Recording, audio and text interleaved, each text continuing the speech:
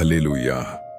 यह लूका 16 अध्याय में यीशु द्वारा सुनाई गई धनी व्यक्ति और गरीब लाजर की कहानी है। एक धनी व्यक्ति था जो हर दिन शानदार कपड़े पहनकर आराम और आनंद में जीवन बिताता था। यह धनी व्यक्ति रोज दावतें करता था और बहुत सुख से रहता था। लेकिन ध्यान देने वाली बात यह है कि बाइबल उसका नाम बिल्कुल नहीं बताती। शायद वह पृथ्वी पर प्रसिद्ध था, पर परमेश्वर के सामने उसका नाम नहीं बचा।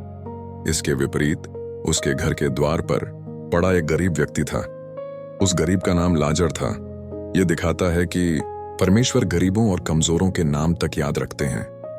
यही ईश्वर का दयालु हृदय है। लाजर घावों से भरा हुआ था। वह धनी व्यक्ति की मेज से गिरने वाले टुकड़ों से पेट भरने की इच्छा करता था और कुत्ते उसके घाव चाटते थे। उसकी हालत बहुत कठिन थी, लेकिन धनी व्यक्ति ने कभी उसकी मदद नहीं की। एक दिन दोनों की मृत्यु हो जाती है। लाजर स्वर्गदूतों द्वारा अब्राहम की गोद में ले जाया गया और धनी व्यक्ति भी मर गया और दफनाया गया। लाजर को स्वर्ग में सांत्वना मिलती है और धनी व्यक्ति कष्ट और पीड़ा के स्थान पर पहुंच जाता है।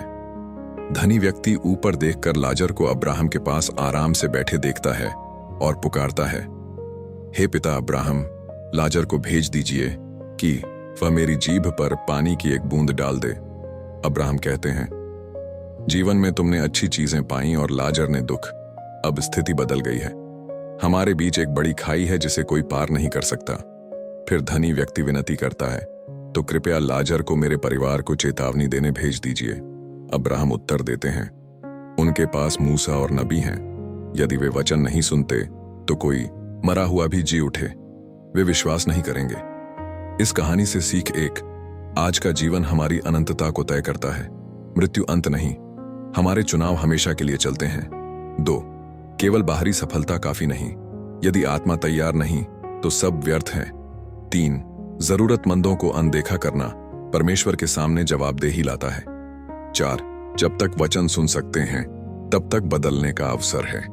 5, मृत्यु के बाद निर्णय नहीं बदलता।